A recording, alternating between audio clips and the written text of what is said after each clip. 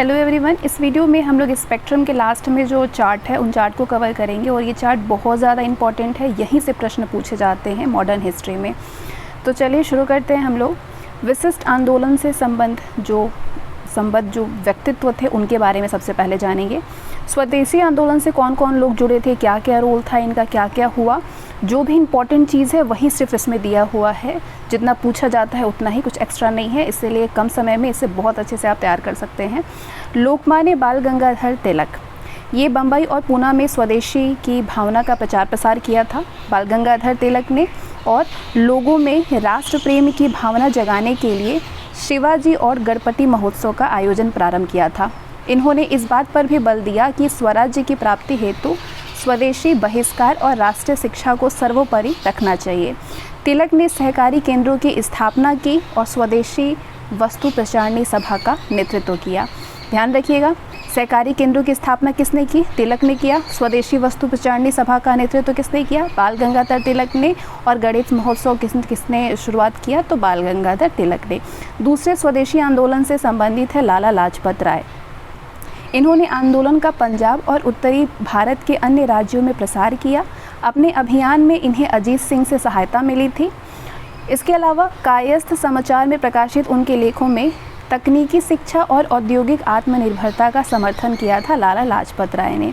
तीसरे व्यक्तित्व हैं सैयद अहमद हैदर रजा। इनके बारे में सिर्फ इतना इम्पोर्टेंट है कि इन्होंने दिल्ली में स्वदेशी आंदोलन को लोकप्रिय बनाया था, सैयद हैदर रजा ने। चिदम्बर पिल्लई की बात करें, ये मद्रास में स्वदेशी आंदोलन का इन्होंने प्रसार किया था और तूतीकोरिन कोरल मील की हड़ताल को संगठित किया था। किसने? चिदम्बरम पिल्लई ने। और इन्होंने मद्रास प्रांत के पूर्वीय तट पर स्थित तूतीकोरिन नामक नगर में स्वदेशी टीम नेविगेशन कंपनी की स्थापना किया था। किसने किया था? चिदम्बरम पिल्लई ने किया था। अगले व्यक्तित्व हैं विपिन चंद्र पाल। ये कांग्रेस में गरम दल के अग्रगण्य नेता थे, जिन्होंने स्वदेशी आंदोलन को लोकप्रिय बनाने में बहुत ही महत्वपूर्ण भूमिका निभाई थी, विशेष करके शहरी क्षेत्रों में। और विपिन चंद्र पाल न्यू इंडिया नामक पत्र के संपादक भी थे, तो इनके लिए इतना चीज़ इम्पॉर्टेंट है।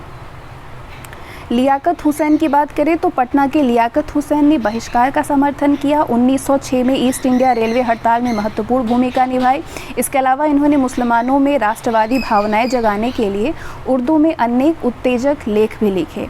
इनके कार्यों को स्वदेशी समर्थक अनेक मुस्लिम राष्ट्रवादियों ने भी समर्थन प्रदान किया था, जिनमें कि गजनवी रसूल, दीन मोहम्मद, दीदार बख्श, मुनीरुज़्मान, इस्माइल हुसैन, सिराजी अब्दुल हुसैन और अब्दुल गफ़ार के नाम प्रमुख हैं। इसके अलावा जो स्वदेशी आंदोलन से संबंधित व्यक्तित्व हैं वो हैं श्याम सुंदर चक्रवर्ती। स्वदेशी आंदोलन से संबद्ध राजनीतिक नेता थे ये चक्रवर्ती, जिन्होंने कि हड़ताल के आयोजन में महत्वपूर्ण भूमिका निभाई थी। रामेंद्र सुंदर त्रिवेदी, इन्होंने बंगाल विभाजन के निर्णय की प्रभावी होने वाली तिथि को विरोधी प्रदर्शन के लिए काला दिवस के रूप में मनाने की घोषणा की थी। ध्यान रखिएगा, इनसे संबंधित कौन है? रामेंद्र सुंदर त्रिवेदी। बंगाल विभाजन के निर्णय के प्रभावी होने की जो तिथि थी उसके विरोध प्रदर्शन के लिए काला दिवस के रूप में मनाने की घोषणा की और लोगों से ये अपील किया कि इस दिन को घरों में अपने चूल्हे न जलावें।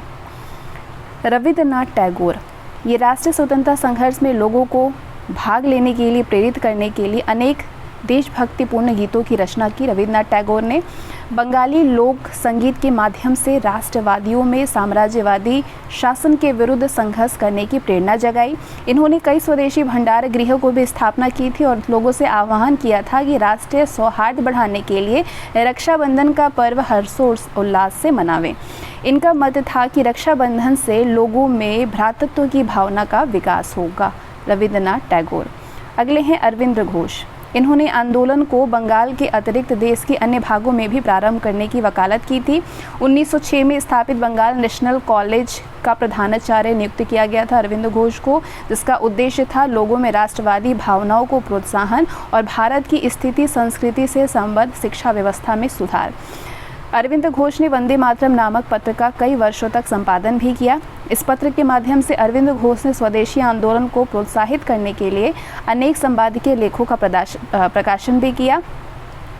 इस लेख में उन्होंने हड़ताल और राष्ट्र शिक्षा के माध्यम से स्वदेशी आंदोलन को प्रोत्साहन और समर्थन करने की वकालत की थी अरविंद घोष अपने कार्यों में जतिन्द्रनाथ बनर्जी और बरेंद्र कुमार घोष से महत्वपूर्ण सहायता मिली थी इनको। उल्लेखनीय है कि अनुशीलन समिति की स्थापना बनर्जी और घोष ने किया था। ध्यान रखिएगा, अनुशीलन समिति की स्थापना बनर्जी और घोष ने किया था। सुरेंद्रनाथ बनर्जी ये उदारवादी विचारधारा के समर्थक राष्ट्रवादी थे और इन्होंने दी बंगाली जैसे पत्रों के माध्यम से सरकार की प्रेस विधि नीतियों के विरुद्ध सशक्त आंदोलन चलाया था। इन्होंने अनेक सभाओं को भी संबोधित किया था। कृष्ण कुमार मित्र और नरेंद्र कुमार सेन इनके प्रमुख सहयोगी थे। अगले हैं अश्विनी कुमार दत्त। ये एक स्कूल शिक्षक थे जिन्होंने स्वदेशी आंदोलन को बढ़ावा देने के लिए स्वदेशी बांधव सभा की स्थापना की।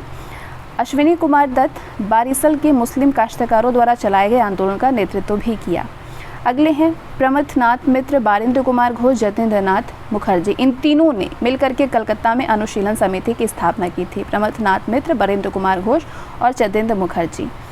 गोपाल कृष्ण गोखले 1905 में बनारस में संपन्न भारतीय राष्ट्रीय कांग्रेस के वार्षिक अधिवेशन की अध्यक्षता की थी और गोपाल कृष्ण गोखले भी स्वदेशी आंदोलन का समर्थन किए थे। अब्दुल हालिम गजनवी ये पेशे से जमींदार और वकील थे। इन्होंने कई स्वदेशी उद्योगों की स्थापना की और क्रांतिकारी गतिविधियों को बंगाल से बाहर प्रसारित करने में अरविंद घोष की सहायता की थी। किसने? अब्दुल हालिम गजनवी ने। अबुल कलाम आज़ाद इनके प्रमुख सहयोगी थे। इसके अलावा अगले हैं स्वदेशी आंदोलन से संबंधित व्यक्तित्व, दादा भाई नौरोजी। इन्होंने कांग्रेस के 1906 के कलकत्ता अधिवेशन की अध्यक्षता की थी जिसमें कांग्रेस ने स्वराज्य को अपना मुख्य लक्ष्य घोषित किया था। आचार्य पीसी राय, इन्होंने कलकत्ता केमिकल्स की स्थापना और स्वदेशी आंदोलन का समर्थन किया।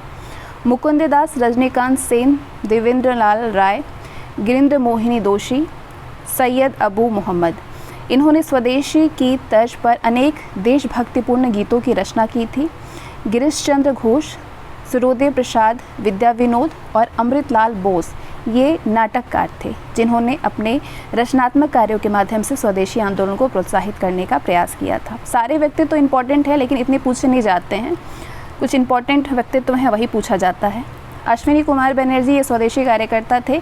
इन्होंने भारतीय जूट मिल के श्रमिकों द्वारा अगस्त 1906 में बजबज नामक स्थान में भारतीय मिल हैंड्स यूनियन की स्थापना में महत्वपूर्ण भूमिका निभाई थी। किसने? अश्विनी कुमार बनर्जी ने। इसके अलावा स्वदेशी आंदोलन से संबंधित व्यक्तित्व हैं सतीश चंद्र मुखर्जी। इन्होंने अपनी डांस सोसाइटी के माध्यम से स्वदेशी प्रयासों द्वारा शिक्षा व्यवस्था में सुधार लाने और उसे प्रोत्साहित करने का प्रयास किया था। मोतीलाल घोष अमृत बाजार पत्रिका समूह से संबद्ध थे। ये उग्रवादी विचारधारा के समर्थक थे। इन्होंने भारतीयों में अपने उत्तेजक और देशभक्तिपूर्ण लेखों के माध्यम से राष्ट्र प्रेम की भावना जगाने का प्रयास किया था। ब्रह्म बंदोपाध्याय, इन्होंने अपने संध्या एवं युगांतर नामक पत्रों के माध्यम से स्वराज एवं स्वदेशी को लोकप्रिय बनाने का प्रयास किया था। जोगेंद्र चंद्र मार्च 1904 में कोष एकत्रित करने के लिए एक संगठन की स्थापना की थी। ये संगठन का उद्देश्य था भारतीय छात्रों को तकनीकी एवं औद्योगिक प्रशिक्षण के लिए विदेश भेजना। मनिंद्र नंदी कासिम बाजार के जमींदार थे। स्वदेशी को बढ़ावा देने के लिए इन्होंने उद्योग की स्थापना की थी। कालीशंकर शुक्ल स्वदेशी आंदोलन के समर्थन में अनेक पैम्फलेट प्रकाशित किया था। इन्होंने नए औद्योगिक वर्ग में आग्रह किया कि भारतीय हितों के पक्ष पोषण के लिए विशिष्ट प्रकार के व्यवसायों का विकास किया जाए। सुंदरलाल ये उत्तर प्रदेश में एक छात्र नेता थे। सुंदरलाल कालांतर में इनका रुझान उग्रवाद की ओर हो गया था सुंदरलाल का। कुंवर जी मेहता और कल्याणी मेहता, इन्होंने पाटीदार युवक मंडल के माध्यम से संगठनात्मक कार्य शुरू किया था। लाला हरकिशन लाल, इन्होंने ब्रह्म समाज पर आधारित संगठन के माध्यम से पंजाब में स्वदेशी आंदोलन को लोकप्रिय बनाया था। इस संगठन ने ट्रिब्यून नामक समाचार पत्र का प्रकाशन भी किया था। इन्होंने यानी लाला हरकिशन लाल ने पंजाब नेशनल बैंक की स्थापना की थी। किसने किया था पंजाब नेशनल बैंक की स्थापना? लाला हरकिशन लाल। इसके अलावा है मोहम्मद शफी और फजल हसन, ये दोनों पंजाब के मुस्लिम नेता थे जो कि रचनात्मक स्वदेशी कार्यक्रम से संबद्ध थे। इसके अलावा अगले हैं स्वदेशी आंदोलन से संबंधित व्यक्तित्व बी कृष्णस्वामी अय्यर। ये मद्रास प्रेसिडेंसी के माइलापोर ग्रुप के प्रमुख थे। जी सुब्रमण्यम अय्यर, टी प्रकाशम और एम कृष्णराव ये सभी दक्षिण भारत के प्रमुख नेताओं में से थे, लेकिन वी के अय्यर इनके तीव्र मतभेद थे। टी प्रकाशम और कृष्णराव ने मिलकर के 1904 में मसूलीपट्टनम में किस्तना पत्रिका का प्रकाशन भी किया था।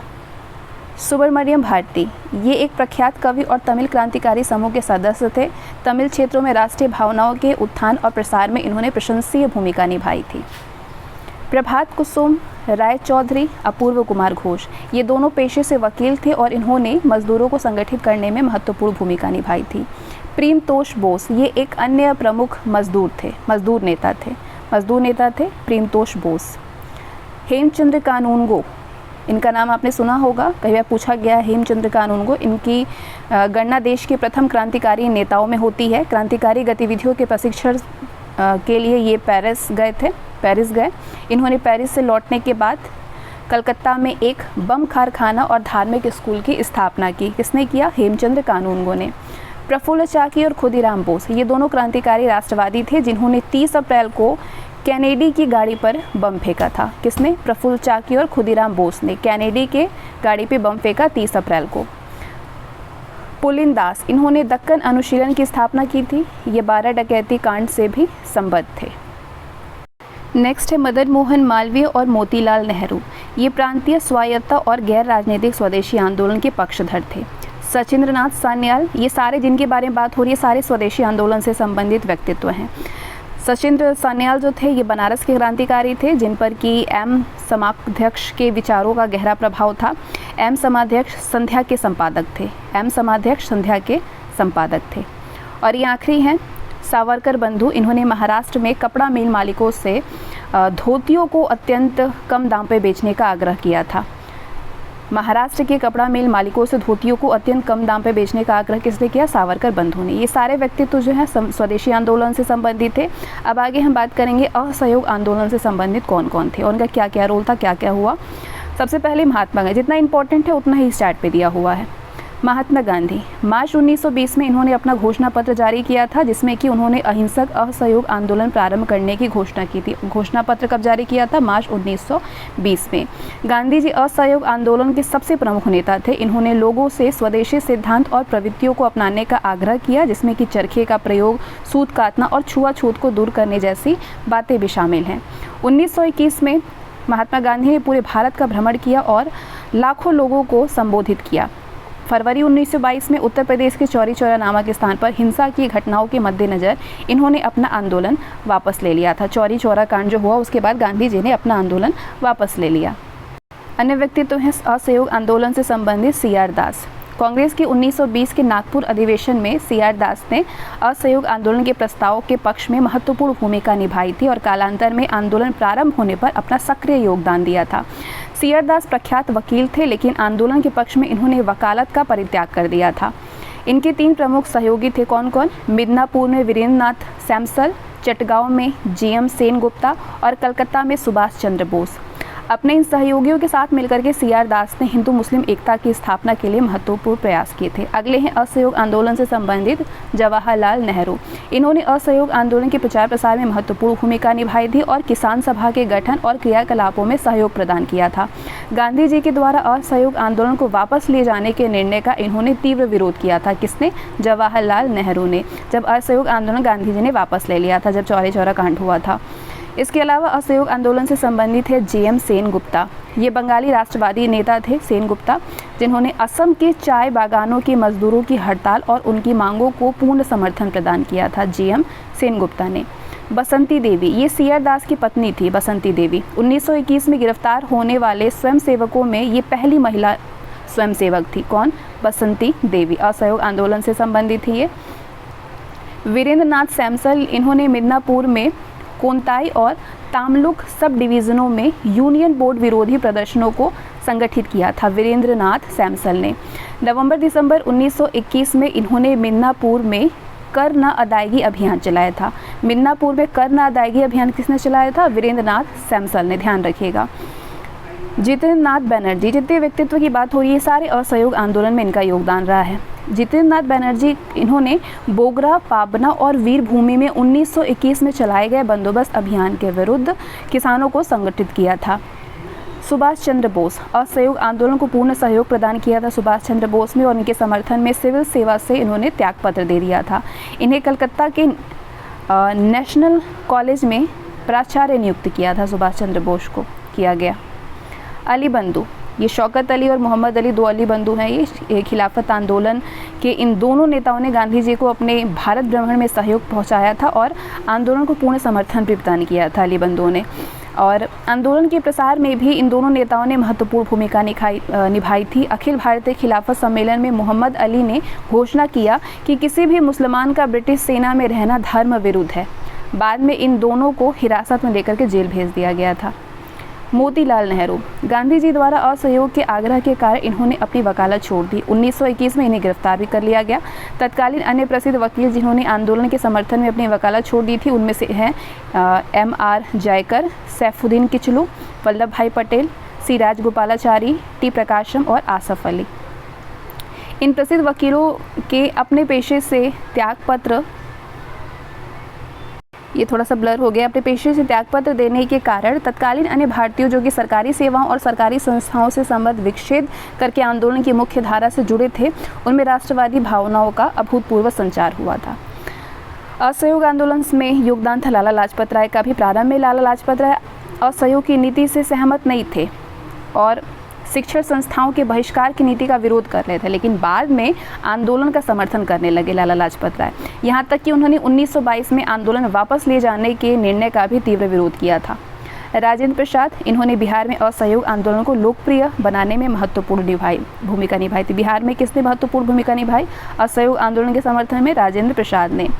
सरदार वल्लभ भाई पटेल गुजरात में असहयोग आंदोलन के प्रसार में महत्वपूर्ण भूमिका निभा रहे थे। इनका मत था कि असहयोग की नीति क्रांतिकारी आतंकवाद की अपेक्षा अधिक उपयुक्त नीति है और इसी के माध्यम से साम्राज्यवादी शासन को समाप्त किया जा सकता है। मोतीलाल तेजावत, इन्होंने असहयोग की गतिविधियों को सक्रिय करने के लिए भीलों को संगठित किया था। मोतीलाल तेजावत ने भीलों को संगठित किया था असहयोग गतिविधियों को सक्रिय करने के लिए और भील आंदोलन को अपना समर्थन दिया था।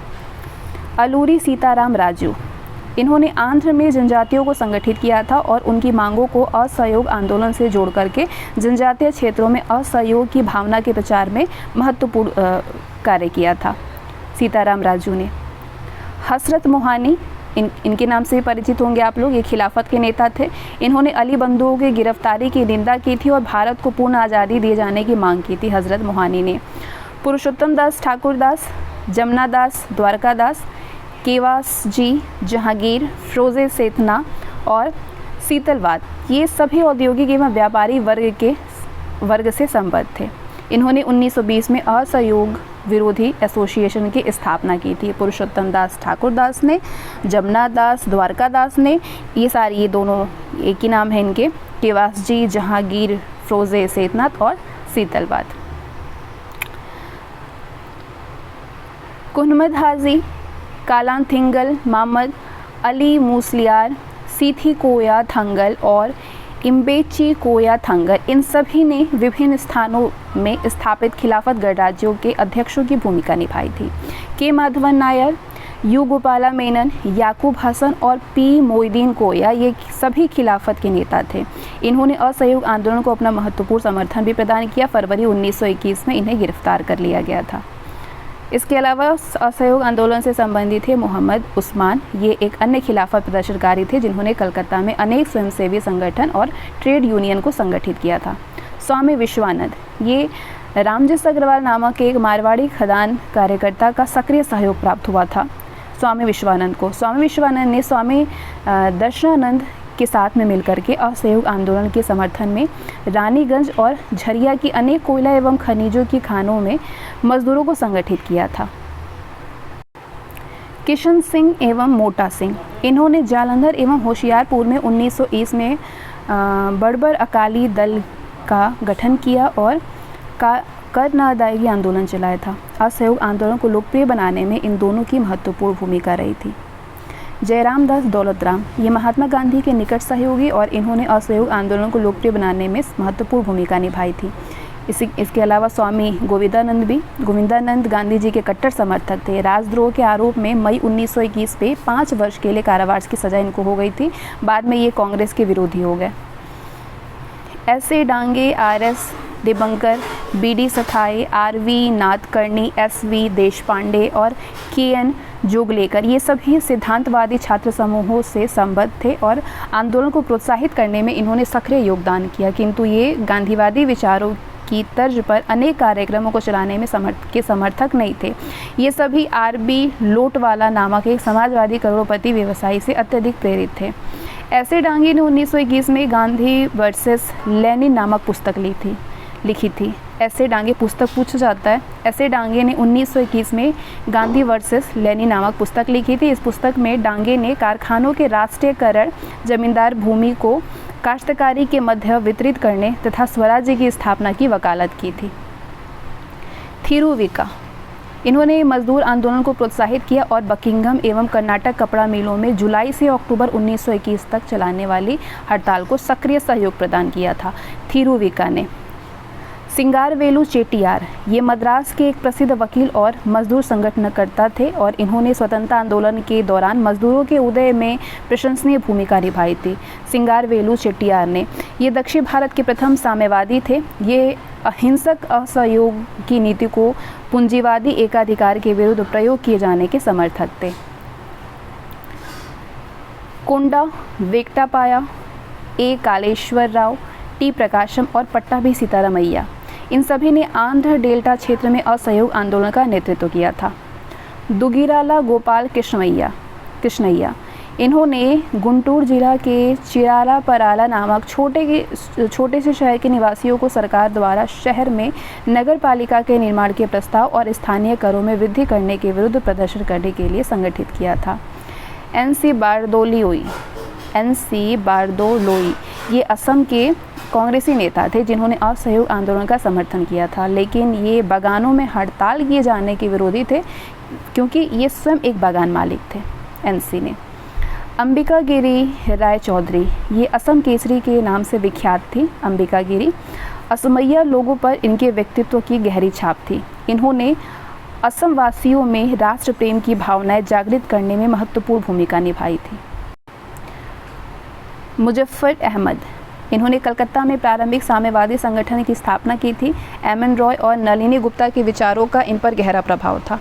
सोमेश्वर प्रसाद चौधरी, ये कलकत्ता के एक छात्र नेता थे जिन्होंने राजशक्की नादिया और पाबना मुर्शिदाबाद सीमा क्षेत्र में नील की बलपूर्वक खेती कराए जाने का विरोध कर रहे थे किसानों को संगठित किया। इन्होंने सोमेश्वर प्रसाद चौधरी ने पुरुषोत्तम दास टंडन, गणेश शंकर विद्यार्थी, गोविंद वल्लभ पंत और लाल बहादुर शास्त्री, इन सभी ने अपना राजनीतिक जीवन 1920-21 के समय प्रारंभ किया था। ये उस समय था जब असहयोग आंदोलन पूरे जोर शोर से चल रहा था, जब ये वो समय था। प्रेमचंद्र, प्रख्यात उपन्यासकार, फरवरी 1921 में इन्होंने गोरखपुर सरकारी स्कूल से त्यागपत्र दे दिया और आज नामक पत्र के प्रकाशन से जुड़ गए। इन्होंने उपन्यासों प्रेमाश्रम और रंगभूमि में गांधीवादी सिद्धांतों तथा मूल्यों की झलक दिखाई देती है इनके उपन्यास में। प्रेमचंद्र ने असहयोग को स्वतंत्रता हासिल करने का सबसे महत्वपूर्ण माध्यम बताया था। बाबा रामचंद्र, इन्होंने दक्षिण अवध तथा दक्षिण पूर्वी अवध में विभिन्न किसान विद्रोहों को संगठित किया और किसान विद्रोहों को असहयोग आंदोलन से जोड़ने में महत्वपूर्ण भूमिका निभाई। फरवरी 1921 में इन्हें गिरफ्तार कर लिया गया था, बाबा रामचंद्र को। A शाह नईम, इन्होंने स्वयं को सालोन का राजा घोषित किया और कर न अदा करने का आंदोलन चलाया। MN रॉय साम्यवादी नेता थे। इन्होंने वैगार्ड नामक साम्यवादी पत्र का संपादन भी किया। इन्होंने सत्र न्यायालय द्वारा चौरी चौरा घटना से संबद्ध 225 लोगों में से 172 लोगों को फांसी की सजा सुनाए जाने के फैसले को दुर्भाग्यपूर्ण कहा और इसकी भर्त्सना की। बाद में न्यायालय ने अपना फैसला बदल करके 19 को मृत्युदंड दिया और शेष को देश से निर्वासित कर दिया। भगवान अहिर, ये गोरखपुर के एक सैन्य पेंशन भोगी नागरिक थे। भगवान अहिर, जिन्हें की पुलिस द्वारा बुरी तरह से पीटा गया था। इस घटना से गोरखपुर में साम्राज्यवाद विरोधी भावनाएं भड़क उठी थी और इसकी परिणति द्वारा किसानों द्वारा चौरी चौरा में 22 पुलिस कर्मियों की हत्या के रूप में हुई थी। तो ये था असहयोग आंदोलन। अब हम बात करेंगे सविनय अवज्ञा आंदोलन से संबंधित कौन कौन व्यक्ति थे और क्या क्या इस पर उनका योगदान रहा। सबसे पहले महात्मा गांधी 6 अप्रैल 1930 को महात्मा गांधी ने मुट्ठी भर नमक बना करके नमक कानून तोड़ा और औपचारिक रूप से सविनय अवज्ञा आंदोलन की शुरुआत की। इससे पहले वो 5 अप्रैल को साबरमती आश्रम से दांडी मार्च और अपनी ऐतिहासिक यात्रा पूरी की थी। दांडी पहुंच करके गांधी जी ने नमक का निर्माण कर सरकार के द्वारा आरोपित किए गए नमक कानून की अवज्ञा की। महात्मा गांधी इस आंदोलन के सबसे मुख्य पात्र थे और उनके कार्य और विचारों ने लाखों देशवासियों को प्रभावित किया। गांधी जी का मुख्य जोर इस बात पर था कि राष्ट्रीय स्वतंत्रता आंदोलन में सभी भारतीय, मुख्यतः सबसे निचले तबके के लोग सक्रियता से भागीदारी निभाएं। तो ये हम बात कर रहे हैं सविनय अवज्ञा आंदोलन के बारे में। सबसे मुख्य पात्र थे महात्मा गांधी। इसके अलावा श्री राजगोपालाचारी, इन्होंने सविनय अवज्ञा आंदोलन के समर्थन में त्रिचनापल्ली से वेदारियम तक नमक सत्याग्रहियों की यात्रा का नेतृत्व किया था। 30 अप्रैल 1930 को ये पुलिस के द्वारा गिरफ्तार कर लिए गए थे। श्री राजगोपालाचारी। के केलपन, ये नायर कांग्रेसी नेता थे। इन्होंने वाईकोम सत्याग्रह प्रारंभ किया और सरकारी नामक स्कूल के विरोधी में कालीकट से पय्यानूर तक की यात्रा की थी। जवाहरलाल नेहरू सविनय अवज्ञा आंदोलन से सक्रिय जुड़े हुए थे। सरकारी नमक कानून की अवज्ञा के आरोप में 17 अप्रैल 1930 को इन्हें गिरफ्तार कर लिया गया था। केलपन की भी बात यही है, ये नायर कांग्रेसी नेता थे। इन्होंने वाईकोम सत्याग्रह प्रारंभ किया और सरकारी नमक कानून के विरोध में कालीकट से पय्यानूर तक यात्रा की थी। जवाहरलाल नेहरू सरकारी नमक कानून की अवज्ञा के आरोप में इनको 17 अप्रैल 1930 को गिरफ्तार कर लिया गया। इन्होंने एक आधारभूत कृषि कार्यक्रम बनाया और संविधान सभा के गठन की मांग की। किसने? जवाहरलाल नेहरू ने।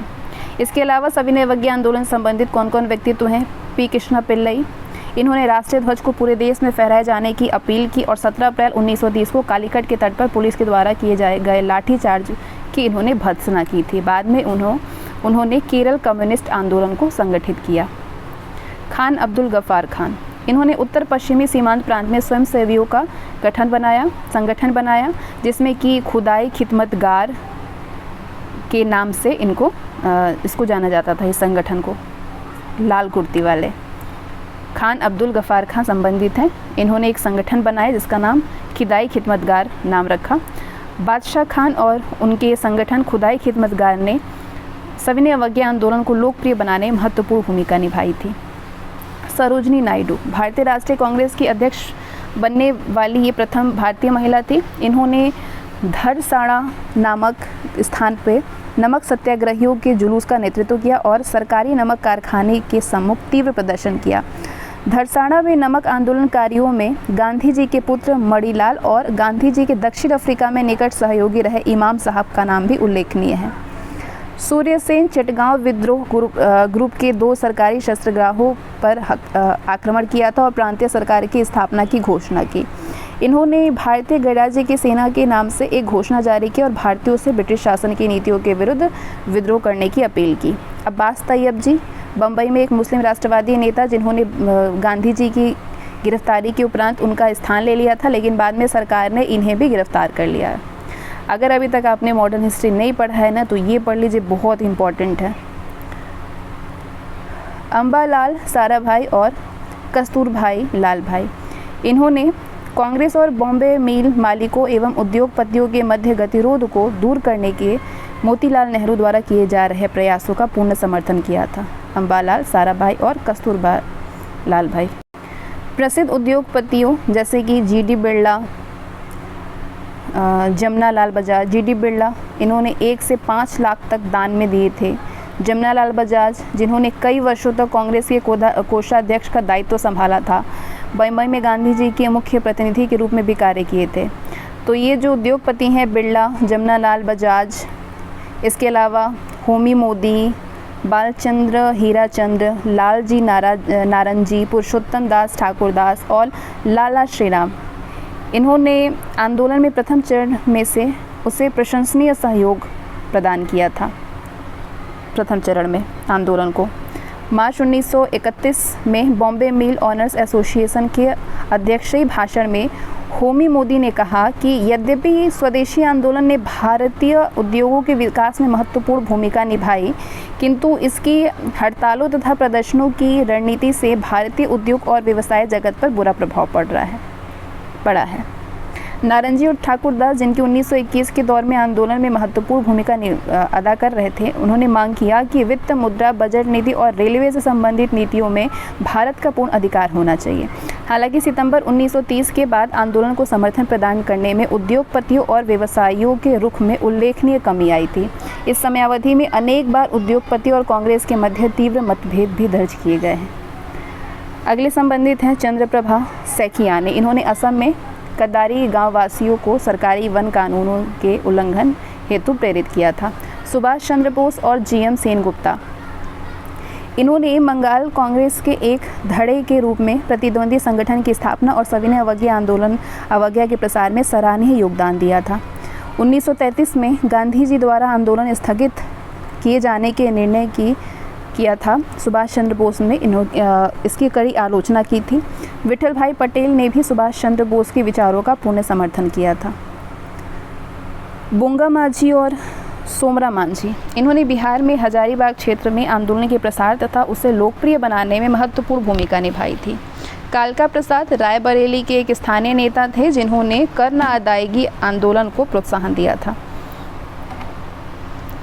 संत एवं सुनील चौधरी, इन्होंने तिपेरा के जिलाधिकारी स्टीवन की हत्या कर दी थी। इस घटना का राष्ट्रीय आंदोलन पर महत्वपूर्ण स्थान है, क्योंकि ये घटना तत्कालीन क्रांतिकारी आंदोलन में महिलाओं के प्रवेश की परिचालक थी।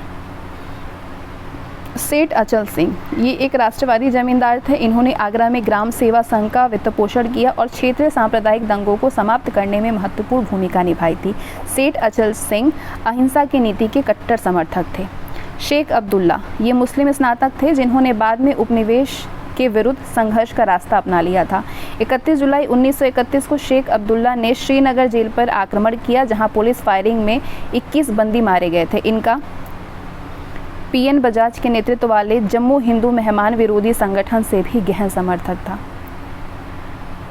मोहम्मद यासीन खान, ये पंजाब के एक मुस्लिम नेता थे। इन्होंने महाराजा जय सिंह सवाई द्वारा लगान में वृद्धि, बेगार और जंगलों में शिकार एवं प्रतिबंध लगाने के आदेश के विरुद्ध मियाओं के विद्रोह को संगठित किया। इस्लाम से प्रभावित अर्ध जनजातीय कृषक समुदाय थे मियाँ। KM अशरफ, ये सविनय अवज्ञा आंदोलन से जुड़ने वाले भारत के प्रथम मार्क्सवादी इतिहासकार थे। भारत के प्रथम मार्क्सवादी इतिहासकार जो कि सविनय अवज्ञा आंदोलन से जुड़े थे वे थे KM अशरफ। नाम ध्यान रखिएगा, बस ध्यान से आपको सुनना है, कुछ भी रटना नहीं है, ध्यान से सुनना है, सारी चीज़ें आपकी कवर हो जाएंगे। पंडित मदन मोहन मालवीय 1920 के दशक में गांधीवादी विचारों के मुख्य प्रवर्तक बने थे, किंतु गांधी जी द्वारा हरिजन आंदोलन प्रारंभ करने के कारण ये कांग्रेस से अलग हो गए। मदन मोहन मालवीय, इन्होंने पृथक कांग्रेस राष्ट्रवादी दल का गठन किया। सत्यमूर्ति, भूला भाई देसाई, MA अंसारी और BC राय, इन सभी ने अपने अपने क्षेत्रों में सविनय अवज्ञा आंदोलन के प्रसार और उसे लोकप्रिय बनाने में सराहनीय योगदान दिया था। जयप्रकाश नारायण, अच्युत पटवर्धन, यूसुफ मेहराली, अशोक मेहता और मीनू मसानी, इन सभी का मानना था कि कांग्रेस को वामपंथियों से गठजोड़ कर राष्ट्रीय आंदोलन को आगे बढ़ाना चाहिए। संपूर्णानंद, इन्होंने भारत के लिए एक विस्तृत समाजवादी कार्यक्रम की रूपरेखा प्रस्तुत की और 1934 में कांग्रेस समाजवादी दल प्रारंभ किया। नरेंद्र देव ने संपूर्णानंद के कांग्रेस समाजवादी दल को सहयोग एवं समर्थन प्रदान किया। KF नरीमन और यूसुफ मोहर अली, इन्होंने कांग्रेस के युवा शाखा का नेतृत्व किया। कालांतर में इनका उदय भारत के प्रमुख समाजवादी नेताओं के रूप में हुआ। स्वामी गोविंदानंदन, इन्होंने कराची और सिंध में सविनय अवज्ञा आंदोलन का नेतृत्व किया। NV गाडगिल, अपने समाजवादी विचारों को प्रसारित करने के लिए 1929 में मंदिर प्रवेश आंदोलन का समर्थन प्रदान किया। बाद में इन्होंने गैर ब्राह्मण सत्यशोधक समाज से मैत्रीपूर्वक समझौता किया। BR अम्बेडकर महार जाति के दलित नेता थे, जिन्होंने अस्पृश्यता के विरुद्ध जोरदार आवाज़ उठाई थी और समाज से इस कुरीति को समाप्त करने की मांग की थी। 1930 में इन्होंने गोलमेज सम्मेलन में भाग लिया था BR अम्बेडकर ने, और कांग्रेस अम्बेडकर के नेतृत्व में चल रहे राजनीतिक आंदोलन को अपने पक्ष में करने में असफल रही थी और अंततः उसे अम्बेडकर से समझौता करना पड़ा। गोपा बंधु चौधरी, उड़ीसा में आंदोलन को लोकप्रिय बनाया था चौधरी ने, और पूरी, बालासोर और कटक में नमक सत्याग्रहियों का नेतृत्व किया था। करुणानाम फुक्कन और NC बारदोलोई, ये दोनों ही प्रसिद्ध कांग्रेस नेता थे जिन्होंने असम में आंदोलन के पक्ष में कार्य किया, किंतु उन्होंने आधिकारिक तौर पर वन सत्याग्रह प्रारंभ करने से इनकार कर दिया। जदुनंदन शर्मा बिहार के गया जिले में किसान सभा आंदोलन प्रारंभ करने वाले नेता में से प्रमुख थे। जदुनंदन शर्मा। दुग्गिराला बलाराम कृष्णमैया, इन्होंने 1931 में आंध्र के तटीय क्षेत्रों में विशेष करके कृष्णा जिले में लगान विरोधी आंदोलन प्रारंभ किया था। इन्होंने तेलुगु भाषा में गांधी गीता नामक पुस्तक लिखी थी। तेलुगु भाषा में किसने लिखा था? दुग्गिरालाल बलाराम कृष्णमैया ने, जिसने इस क्षेत्र को लोगों में राष्ट्रवादी भावनाएं जागृत करने में महत्वपूर्ण भूमिका निभाई थी। एन.वी. रामा नायडू और एन.सी. रंगा, इन्होंने 1931 में वेंकटागिरी राज्य में वन सत्याग्रह आंदोलन चलाया था। ए.के. गोपालन स्कूल शिक्षक थे जिनकी गणना केरल के गुरुवायूर में लोकप्रिय कार्यकर्ताओं में की जाती है। कालांतर में ये केरल के सबसे प्रमुख और लोकप्रिय साम्यवादी कृषक नेता थे। मन्नू गोंड और चित्तू कोयकू, इन दोनों ने मध्य प्रांत में बैतूल नामक स्थान पर वन सत्याग्रह प्रारंभ किया। मौलाना बसाली सिराज जंग में विशाल प्रजा सम्मेलन आयोजित किया था और जमींदारी उन्मूलन और ऋणों में छूट की मांग की थी। बी.टी. रणदेव और एस.वी. देशपांडे बम्बई के और अब्दुल हलीम सोमनाथ लाहिरी और रानेन सेन कलकत्ता के प्रमुख साम्यवादी क्रांतिकारी थे। इन सभी ने कई मजदूर हड़तालों को संगठित किया। बीबी कार्निक, मणिबेन कारा, रजनी मुखर्जी और निहरेंदु दत्त अन्य प्रमुख नेता थे जिन्होंने विभिन्न औद्योगिक संघ गतिविधियों को शुरू किया था। एम.एन. रॉय, इनके अनुयायियों ने समाजवादी विचारों को लोकप्रिय बनाने की दिशा में महत्वपूर्ण कार्य किया था और अवध में कर अदायगी के विरुद्ध आंदोलन प्रारंभ किया था। सभी नवज्ञ आंदोलन से संबंधित व्यक्तित्व कवर होते हैं। अब हम भारत छोड़ो आंदोलन के बारे में बात करेंगे। सबसे पहले महात्मा गांधी, इन्होंने 1942 में साम्राज्यवादी सत्ता का समूल उखाड़ फेंकने के लिए भारत छोड़ो आंदोलन प्रारंभ किया। ब्रिटिश साम्राज्यवादी ने अगस्त प्रस्ताव और क्रिप्स मिशन के द्वारा जो आश्वासन दिया था उनसे भारत का कोई भी वर्ग संतुष्ट नहीं था। इसके बाद उपनिवेशी शासन की वास्तविक मंशा को भांप करके गांधी जी ने ये ऐतिहासिक आंदोलन शुरू किया, भारत छोड़ो आंदोलन। उन्होंने बम्बई के ग्वालियर टैंक मैदान से अपने ऐतिहासिक उद्बोधन में भारत के निवासियों से उपनिवेशी शासन को उखाड़ फेंकने का आह्वान किया। यही उन्होंने करो या मरो का ऐतिहासिक नारा लगाया था। भारत छोड़ो आंदोलन के समय में 9 अगस्त 1942 को उन्हें गिरफ्तार कर लिया गया। सरकार द्वारा आंदोलन के कार्यकर्ताओं के विरुद्ध दमनकारी नीतियों का सहारा लिए जाने के विरोध में फरवरी 1943 में उन्होंने 21 दिन का उपवास किया। गांधी जी ने। जयप्रकाश नारायण अगले नेता हैं भारत छोड़ो आंदोलन से संबंधित। ये कांग्रेस समाजवादी दल के सदस्य थे और इन्होंने भारत छोड़ो आंदोलन में अग्रणी भूमिका निभाई थी। इसके अलावा राम मनोहर लोहिया, अरोड़ा, आसफ अली, सुचेता कृपलानी, छोटू भाई पुराणिक, बीजू पटनायक, आर.पी. गोयनका और अच्युत पटवर्धन, ये सभी आंदोलन की भूमिगत गतिविधियों में संलग्न राष्ट्रवादी नेता थे। इनकी क्रांतिकारी गतिविधियों ने आंदोलन में एक नया आयाम जोड़ा था और ब्रिटिश शासन की नींव को हिला करके रख दिया था। चित्तू पांडे स्वयं को गांधीवादी कहते थे। इन्होंने अगस्त 1942 में संयुक्त प्रांत के वालिया नामक स्थान से सभी पुलिस थानों और सरकारी भवनों पर कब्जा कर लिया और समानांतर सरकार की स्थापना की। उषा मेहता आंदोलन में सक्रिय से हिस्सेदारी निभाई थी। उषा मेहता उस दल की एक प्रमुख सदस्य थी जिसने कि आंदोलन के दौरान गुप्त रेडियो ट्रांसमीटर केंद्र की स्थापना की थी। भारत छोड़ो आंदोलन के दौरान गुप्त रेडियो ट्रांसमीटर केंद्र की स्थापना किया था उषा मेहता ने। जवाहरलाल नेहरू, वैसे तो प्रारंभ में नेहरू ने गांधीवादी कार्यक्रम का विरोध कर रहे थे, उदारवादियों का समर्थन कर रहे थे, लेकिन बाद में गांधी जी के कार्यक्रम का समर्थन करने लगे जवाहरलाल नेहरू।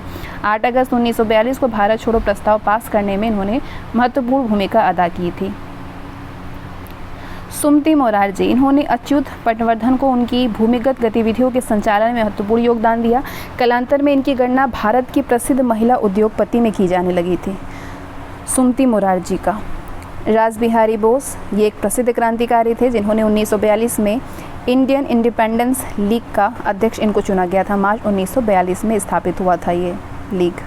इन्होंने कई वर्षों तक जापान में निर्वासित जीवन बिताया था। रासबिहारी बोस दक्षिण पूर्वी एशिया में ब्रिटिश सेनाओं की पराजय के बाद इन्होंने भारतीय युद्धबंदी सैनिकों को अंग्रेजी शासन के विरुद्ध विद्रोह करने के लिए प्रेरित किया।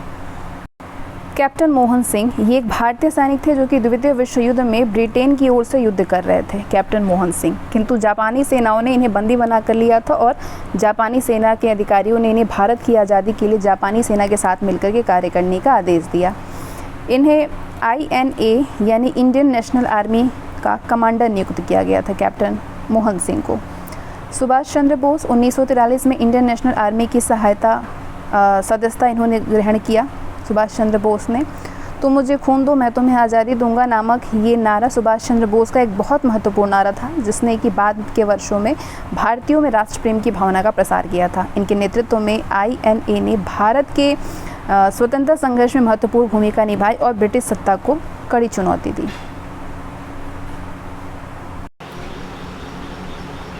सी राजगोपालाचारी और भूलाभाई देसाई दोनों ही कट्टर उदारवादी थे और मुस्लिम बहुल प्रांतों को मान्यता दिए जाने की वकालत भी किया था इन्होंने। इनका तर्क था कि यदि भारत की आज़ादी के लिए ऐसा करना अपरिहार्य हो तो इसे मान लिया जाना चाहिए। जुलाई 1942 में इन दोनों नेताओं ने कांग्रेस से त्यागपत्र दे दिया था। KG मशरूवाला, इन्होंने महादेव देसाई की गिरफ्तारी के बाद हरिजन नामक पत्र में 2 उत्तेजनात्मक लेख लिखा था।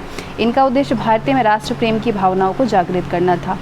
KT बाश्यम बंगलौर के एक कांग्रेसी नेता थे जिन्होंने कई औद्योगिक संघों के गठन में महत्वपूर्ण भूमिका निभाई थी और कई हड़तालों का आयोजन करने में सहायता भी प्रदान किया था।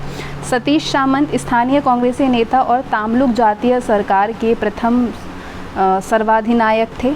मिदनापुर के ताम्लुक सब डिवीज़न में विद्रोही राष्ट्रीय सरकार के गठन में इनकी मुख्य भूमिका थी सतीश सामंत का। मातंगिनी हाजरा ताम्लुक की 73 वर्षीय वृद्ध कृषक विधवा थी। 29 सितंबर 1929 को सूताहाटा पुलिस स्टेशन पर आक्रमण के समय हिंसा में इनकी मृत्यु हो गई थी। मातंगिनी ने गोली लगने के बाद भी तिरंगे झंडे को अपने हाथ से नहीं छोड़ा था। लक्ष्मण नायक अशिक्षित ग्रामीण थे। इन्होंने कोरापुट के जनजातीय तबके को जैमपुर जमींदारी के विरुद्ध विद्रोह करने के लिए संगठित किया। इनके नेतृत्व में प्रदर्शनकारियों ने पुलिस थाने पर आक्रमण किया और तोड़फोड़ मचाई। एक वन रक्षक की हत्या के आरोप में 16 नवंबर 1942 को लक्ष्मण नायक को फांसी पर चढ़ा दिया गया था। नाना पाटिल सतारा में विद्रोहियों का नेतृत्व किया था इन्होंने। इसके बाद दूसरा ये चार्ट है जिसमें कि भारत के गवर्नर जनरल वायसराय और उनके शासनकाल की महत्वपूर्ण घटनाएं कवर होंगी आपके, बहुत इंपॉर्टेंट है। सबसे पहले बात करें गवर्नर जनरल की, वॉरेन हेस्टिंग, जिसका कार्यकाल था 1773 से 85 तक। इससे रिलेटेड जो इंपॉर्टेंट पॉइंट्स है बस वही आपको, ज़्यादा स्टोरी नहीं जानना है, जो महत्वपूर्ण चीज़ें हैं टॉपिक वही आपको जाननी है। जैसे कि वॉरेन हेस्टिंग के समय क्या क्या हुआ था, तो रेगुलेटिंग एक्ट आया था 1773 का, 1781 का अधिनियम। इस अधिनियम के द्वारा गवर्नर जनरल और उनकी काउंसिल और कलकत्ता उच्च न्यायालय के मध्य शक्तियों का कार्यक्षेत्र स्पष्ट रूप से विभाजित कर दिया गया। 1781 के अधिनियम के तहत किसके शासनकाल में ये हुआ, वॉरेन हेस्टिंग्स के। वॉरेन हेस्टिंग्स के कार्यकाल में 1784 का पीट्स इंडिया एक्ट आया, 1774 का रोहिला युद्ध हुआ, 1775 से 82 का प्रथम मराठा युद्ध हुआ, 1782 में सालाबाई की संधि हुई, 1780 से 84 का द्वितीय मैसूर युद्ध हुआ वॉरेन हेस्टिंग्स के ही काल में। बनारस के राजा चैत सिंह के साथ में विवादास्पद संबंध, नंद कुमार को फांसी हुआ, अवध की बेगमों से ज्यादती हुई, इनके कारण हेस्टिंग्स पर इंग्लैंड वापस लौटने का महाभियोग भी चलाया गया। हेस्टिंग्स के कार्यकाल में 1784 में एशियाटिक सोसाइटी ऑफ बंगाल की नींव पड़ी थी। बंगाल में द्वैत शासन की समाप्ति हुआ था। कलकत्ता में सदर दीवानी और एक सदर निजामत अदालत की स्थापना हुई। कलकत्ता को बंगाल की राजधानी घोषित की गई हेस्टिंग्स के कार्यकाल में। इसके बाद लॉर्ड कॉर्नवालिस आते हैं, 1786 से 93 तक इनका कार्यकाल था। इससे रिलेटेड इनके कार्यकाल में जो घटनाएं हुई वो है तृतीय मैसूर युद्ध और श्रीरंगपट्टनम की संधि हुई। तृतीय मैसूर युद्ध 1790 में हुआ था और श्रीरंगपट्टनम की संधि हुई थी 1792 में। कॉर्नवालिस कोर्ट का निर्माण हुआ 1793 में, जिसमें कि अनेक न्यायिक सुधारों का उल्लेख था। सामान्य प्रशासन का राजस्व प्रशासन से पृथक्करण कर दिया गया। बंगाल का स्थायी बंदोबस्त 1793 आया। प्रशासन का यूरोपीयकरण हुआ और सिविल सेवाएं प्रारंभ हुई। कॉर्नवालिस के काल में कंपनी के कर्मचारियों को निजी व्यापार पर रोक लगा दी गई। 1805 में गाजीपुर में इनकी मृत्यु हो गई। सर जॉन शोर 1793 से 98, 93 का चार्टर अधिनियम आया। जॉन शोर गवर्नर जनरल थे जिस टाइम पे। निज़ाम और मराठा के बीच में खरदा लड़ाई हुई 1795 में। अवध के उत्तराधिकारी विवाद में हस्तक्षेप हुआ कि उत्तराधिकारी के मामले में। इलाहाबाद का कंपनी के साम्राज्य में विलय हुआ। कौन थे governor general? Sir John Shore था। अगले गवर्नर जनरल है लॉर्ड वेलेस्ली। 1798 से 1805 तक ये गवर्नर जनरल रहे। इनके कार्यकाल में ये 5 घटनाएं हुई, जैसे कि सहायक संधि की नीति प्रारंभ हुई 1798 में। सबसे पहले ये संधि हैदराबाद के निजाम से हुआ था। दूसरा चतुर्थ मैसूर युद्ध हुआ 1799। तीसरा द्वितीय मराठा युद्ध हुई 1803 से 5 तक चला। चौथा तंजौर 1799 में। सूरत 1800 में। कर्नाटक 1801 का प्रशासन अपने हाथों में लिया था लॉर्ड वेलेस्ली ने। बसीन की संधि हुई इन्हीं के कार्यकाल में 1802 में। अगले गवर्नर जनरल है सर जॉर्ज बारलो। 1805 से 7 तक 2 साल तक ही कार्यकाल का रहा इनका, और 2 ही घटनाएं हुई। एक तो रियासतों में हस्तक्षेप की नीति का बारलो ने समर्थन किया, और दूसरा वेल्लोर का सिपाही विद्रोह हुआ बारलो के कार्यकाल में 1806 में। अगला गवर्नर जनरल था लॉर्ड मिंटो प्रथम 1807 से 13।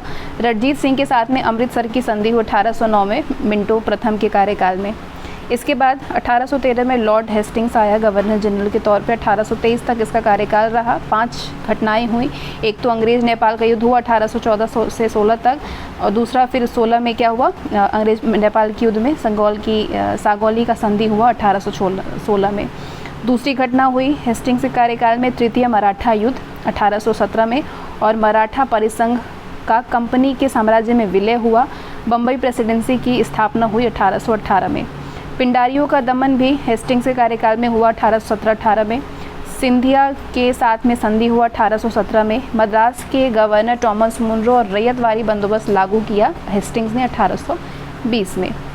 इसके बाद आया एम्सहर्ट 1823 में। 28 तक कार्यकाल रहा। 2 घटना हुई इसके कार्य में। पहला तो बर्मा युद्ध हुआ 1824 से 26 तक, फिर भरतपुर का अधिग्रहण हुआ 1826 में। लॉर्ड विलियम बेंटिक 1828 में आया, 35 तक रहा बेंटिक। इसके कार्यकाल में काफ़ी चीज़ें हुई, जैसे कि सती प्रथा पर रोक लगाया 1829 में बेंटिक ने। ठगी प्रथा का अंत, ये गवर्नर जनरल बहुत इंपॉर्टेंट है, यहाँ से काफ़ी प्रश्न पूछ जाते हैं। ठगी प्रथा का अंत किया 1830 में। 1833 का चार्टर अधिनियम आया बेंटिक के कार्य में। 1835 का शिक्षा संबंधी प्रस्ताव, शिक्षा सुधार और अंग्रेजी भाषा को शिक्षा का माध्यम बनाने जाने की घोषणा की। मैसूर 1831 में। दुर्ग 34 में, और मध्य कक्षा 34 में। इसमें कंपनी का साम्राज्य में विलय हुआ। मैसूर, दुर्ग, मध्य कक्षा का कंपनी में विलय हुआ बेंटिक के काल में। और रणजीत सिंह के साथ में निरंतर मित्रता की संधि की बेंटिक ने। इसके अलावा लॉर्ड कार्नवालिस द्वारा स्थापित प्रांतीय, अपीलीय और भ्रमणकारी न्यायालयों की समाप्ति किया बेंटिक ने, और राजस्व आयुक्तों की नियुक्ति की। इसके बाद 35 में आया मेटकॉफ।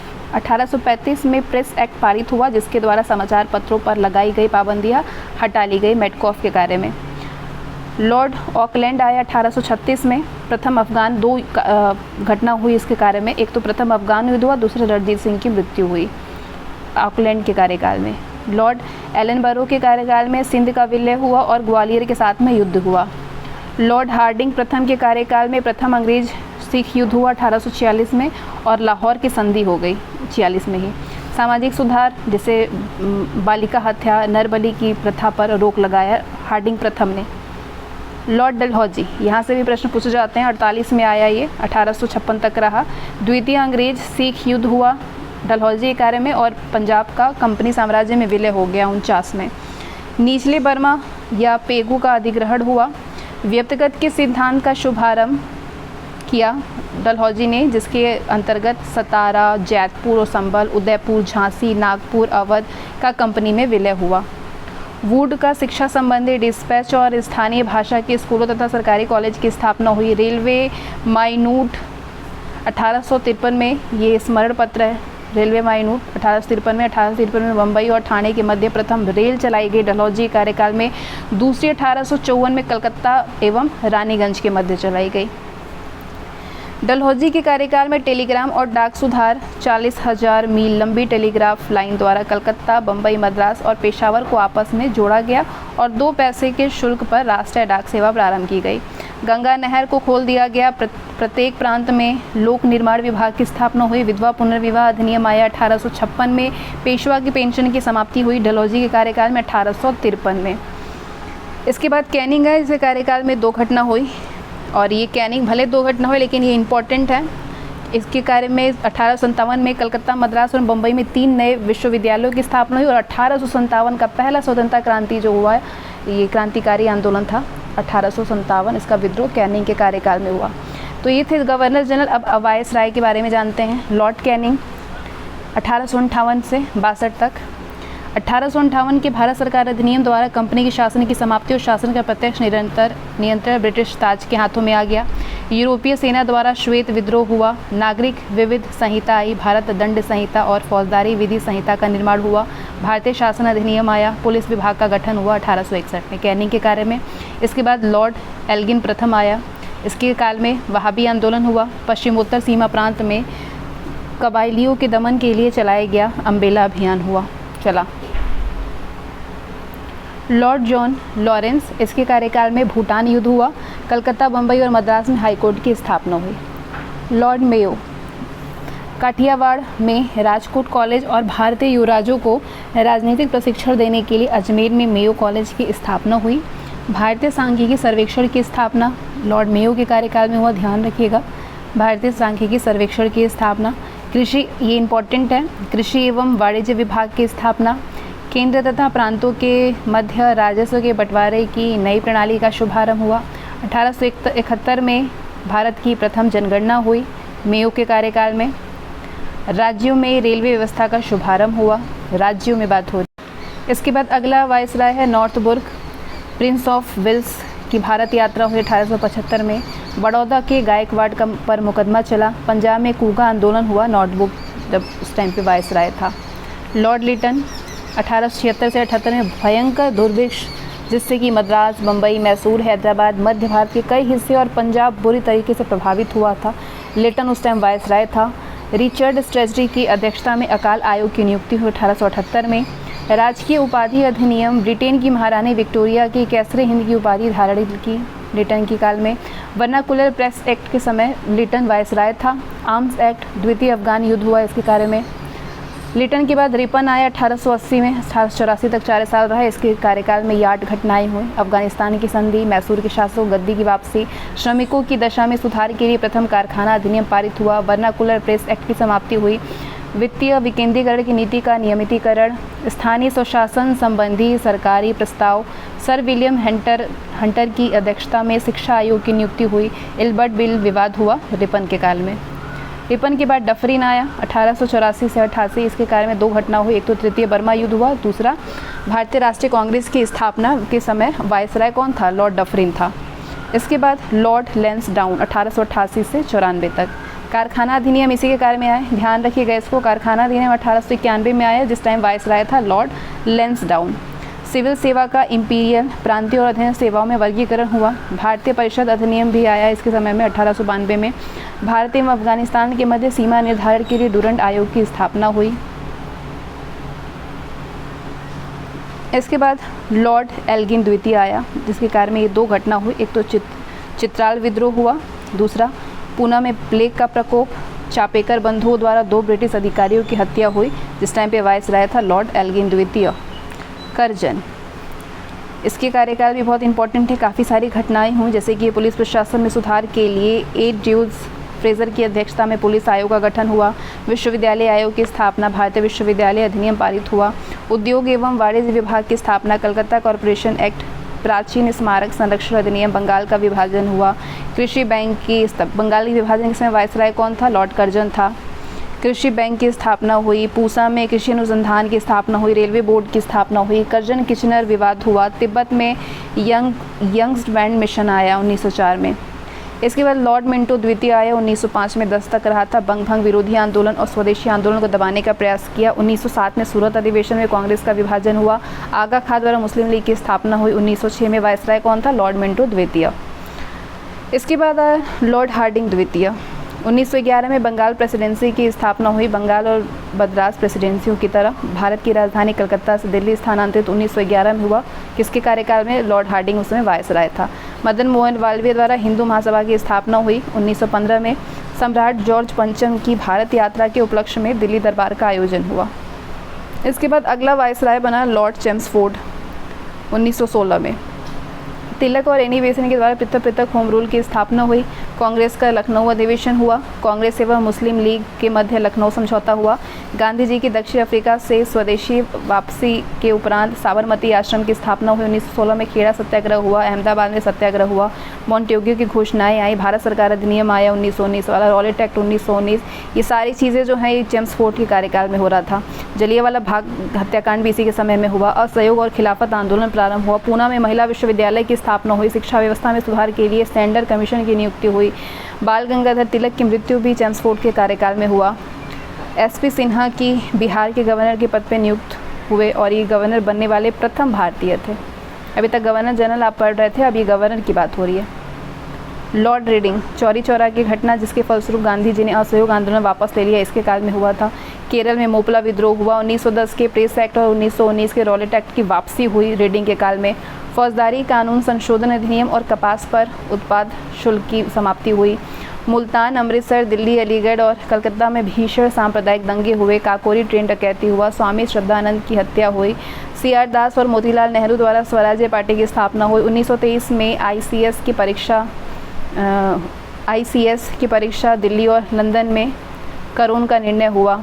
अकाली आंदोलन और गुरुद्वारा एक्ट आया इसके काल में, और दिल्ली और नागपुर में विश्वविद्यालयों की स्थापना हुई। इसके बाद आया लॉर्ड इरविन। 1926 में साइमन कमीशन की भारत यात्रा और भारतीयों द्वारा इसका तीव्र विरोध हुआ। इसके काल में भविष्य में भारतीय संविधान की रूपरेखा के निर्धारण के लिए लखनऊ में सर्वदलीय सम्मेलन, इसकी रिपोर्ट को नेहरू रिपोर्ट के नाम से भी जाना गया। देशी रियासतों के संबंध में हार्टोग बटलर समिति की नियुक्ति हुई। लाहौर के सहायक पुलिस अधीक्षक सैंडर्स की हत्या हुई। दिल्ली विधानसभा के कक्ष में बम विस्फोट, लाहौर षड्यंत्र केस और लंबे उपवास के कारण कारागार में जतिन दास की मृत्यु हुई। और दिल्ली में ट्रेन बम विस्फोट की घटना भी, ये सारे इरविन के समय में घटना हो रही है। कांग्रेस के लाहौर अधिवेशन में पूर्ण स्वराज का प्रस्ताव पारित हुआ। सविनय अवज्ञा आंदोलन प्रारंभ करने के उद्देश्य जिससे गांधी जी द्वारा दांडी यात्रा चलाई गई मार्च 1930 में इरविन के समय। लॉर्ड इरविन द्वारा दीपावली घोषणा आया 1929 में। कांग्रेस द्वारा प्रथम गोलमेज सम्मेलन का बहिष्कार किया गया। गांधी इरविन समझौता 1931 में और सविनय अवज्ञा आंदोलन स्थगित हुआ, सब इरविन के काल में हुआ।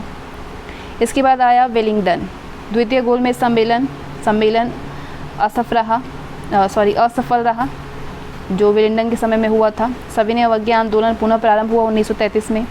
सांप्रदायिक घोषणा पत्र, इसके विरुद्ध पूरे राष्ट्र में ज़बरदस्त प्रतिक्रिया हुई। यरवदा जेल में गांधी जी द्वारा आमरण अनशन, उन्होंने पुनः समझौते के बाद अपना अनशन तोड़ा वेलिंगटन के काल में। तृतीय गोलमेज सम्मेलन हुआ। भारत सरकार अधिनियम 1935 ईस्वी के समय में आया। अखिल भारतीय किसान सभा की स्थापना हुई। जयप्रकाश नारायण और आचार्य नरेंद्र देव द्वारा कांग्रेस समाजवादी पार्टी की स्थापना हुई और बर्मा भारत से पृथक कर दिया गया। इसके बाद लॉर्ड लिनलिथगो आया 1936 में। प्रथम आम चुनाव, कांग्रेस द्वारा पूर्ण बहुमत प्राप्त। द्वितीय विश्व युद्ध प्रारंभ होने के कारण कांग्रेस सरकारें द्वारा त्यागपत्र। कांग्रेस के 51वें वार्षिक अधिवेशन के अध्यक्ष पद हेतु सुभाष चंद्र बोस का चयन हुआ। सुभाष चंद्र बोस का कांग्रेस से त्यागपत्र और फॉरवर्ड ब्लॉक नामक नई पार्टी की स्थापना हुई। मुस्लिम लीग के लाहौर अधिवेशन में लीग द्वारा पृथक पाकिस्तान की मांग, वायसराय द्वारा अगस्त प्रस्ताव घोषित और कांग्रेस और मुस्लिम लीग दोनों ने इसे अस्वीकार कर दिया। विंस्टन चर्चिल इंग्लैंड के नए प्रधानमंत्री बने। सुभाष चंद्र बोस का भारत से पलायन और आज़ाद हिंद फौज की स्थापना हुई। क्रिप्स मिशन का भारत आगमन मिशन अपने उद्देश्यों में असफल रहा। कांग्रेस द्वारा भारत छोड़ो प्रस्ताव पारित। इसके बाद भारत छोड़ो आंदोलन प्रारंभ। गांधी जी ने करो या मरो का नारा दिया। सभी प्रमुख कांग्रेसी नेता गिरफ्तार हुए। मुस्लिम लीग ने अपने कराची अधिवेशन में, जो कि 1944 में अधिवेशन हुआ, इसमें अंग्रेजों को बांटो एवं वापस जाओ का नारा दिया। इसके बाद आया वेवेल। सी राजगोपालाचारी ने CR फॉर्मूला प्रस्तुत किया। गांधी जी एवं मोहम्मद अली जिन्ना की वार्ता असफल रही। वेवेल योजना और शिमला सम्मेलन हुआ। द्वितीय विश्व युद्ध समाप्त हुआ। कैबिनेट मिशन का भारत आगमन, कांग्रेस ने मिशन के प्रस्तावों को अस्वीकार किया। मुस्लिम लीग द्वारा प्रत्यक्ष कार्यवाही दिवस मनाया गया। 16 अगस्त 1946 को संविधान सभा के गठन के लिए चुनाव आयोजित किए गए। कांग्रेस के द्वारा अंतिम सरकार की स्थापना हुई। ब्रिटेन के प्रधानमंत्री क्लेमेंट एटली ने भारत को स्वतंत्रता देने की घोषणा की 20 फरवरी 1947 को। इसके बाद आया लॉर्ड माउंटबेटन, ये भी इम्पोर्टेंट है। 3 जून योजना की घोषणा माउंटबेटन ने किया था। ब्रिटेन के काल में हुआ था। ब्रिटेन के हाउस ऑफ कॉमन्स में भारत स्वतंत्रता अधिनियम प्रस्तुत और पारित हुआ। पंजाब और बंगाल के विभाजन के लिए रेडक्लिफ आयोग का भी गठन हुआ। भारत को पूर्ण स्वतंत्रता और भारत का विभाजन हुआ। इसके कारण पाकिस्तान नामक नए राष्ट्र की स्थापना भी माउंटबेटन के समय हुआ। आगे बात करेंगे हम लोग भारत में संवैधानिक विकास की प्रक्रिया में पर एक नज़र। संवैधानिक विकास कैसे हुआ, कौन कौन से कानून बने, किस किस कानून में क्या क्या चीज़ें आई, वो सारी चीज़ें आप इस चार्ट के ज़रिए जानेंगे। बहुत ज़्यादा नहीं, जितना दिया है वो काफ़ी है। सबसे पहले regulating act 1773, east India company पर संसदीय नियंत्रण की शुरुआत हुई। कुछ विशेष मामलों में बम्बई मद्रास की प्रेसिडेंसियों को बंगाल की प्रेसिडेंसी के अधीन कर दिया गया। बंगाल के गवर्नर जनरल बना दिया गया। गवर्नर जनरल की परिषद की स्थापना फोर्ट विलियम में सुप्रीम कोर्ट की स्थापना हुई। इस एक्ट ने 1773 वाला रेगुलेटिंग एक्ट ब्रिटिश भारत में एकल प्रकार की सरकार की स्थापना की नींव रखी। लॉर्ड नॉर्थ के अनुसार इस एक्ट का प्रत्येक अनुच्छेद इस प्रकार बनाया गया था कि कंपनी के मामलों को ठोस, सुस्पष्ट और निर्णायक स्वरूप प्रदान कर सके। बर्ग के अनुसार रेगुलेटिंग एक्ट राष्ट्रीय अधिकारों, राष्ट्रीय आस्था और राष्ट्रीय न्याय का उल्लंघन था। अगला एक्ट है पिट्स इंडिया एक्ट 1784। कंपनी की सरकार पर ब्रिटिश संसद का नियंत्रण बढ़ गया। भारत में प्रशासन गवर्नर जनरल और उसके 4 के स्थान पर 3 सदस्यों वाली परिषद के हाथों में दे दिया गया। भारत में कंपनी के अधिकृत प्रदेशों को पहली बार ब्रिटिश अधिकृत भारतीय प्रदेश का नाम दिया गया। बम्बई तथा मद्रास के गवर्नरों की सहायता के लिए 3 सदस्यीय काउंसिलें बनाए गए। सर कार्टर ने इस अधिनियम के द्वारा बोर्ड ऑफ कंट्रोल की स्थापना की गई, जिसका मुख्य कार्य डायरेक्टर्स को नियंत्रित किया गया। इस प्रकार शासन की ही दोहरी प्रणाली एक कंपनी के द्वारा और दूसरी संसदीय बोर्ड के द्वारा बना दी गई। निरीक्षण और प्रतिनिरीक्षण की ये व्यवस्था 1858 तक चलती रही। इसके बाद चार्टर एक्ट आया 1813 का। कंपनी के भारत के साथ व्यापार के एकाधिकार को छीन लिया गया। भारत व्यापार सभी व्यापारियों के लिए खोल दिया गया। ईसाई मिशनरियों को भारत में जाकर के ईसाई धर्म के प्रचार प्रसार की आज्ञा दे दी गई। 1833 का चार्टर एक्ट, बंगाल का गवर्नर जनरल पूरे भारत का गवर्नर जनरल बना दिया गया। इस एक्ट के तहत चाय के व्यापार और चीन के साथ में व्यापार पर कंपनी के एकाधिकार को समाप्त कर दिया गया। कंपनी के ऋणों की जिम्मेदारी भारत सरकार ने अपने ऊपर ले ली। कंपनी के किसी पद पर नियुक्ति के लिए सभी भारतीयों से समानता के आधार पर व्यवहार करने की बात कही गई। लॉर्ड मारेल के अनुसार ये अधिनियम ब्रिटिश संसद द्वारा 1909 तक पास किए गए अधिनियमों में से सबसे महत्वपूर्ण अधिनियम था 1833 का charter act. Charter act 1853, British संसद को ये अधिकार प्राप्त हो गया कि वो किसी भी समय कंपनी से भारत का शासन अपनी इच्छा अनुसार वापस ले सकती है। भारतीय सिविल सेवा सभी के लिए खोल दी गई।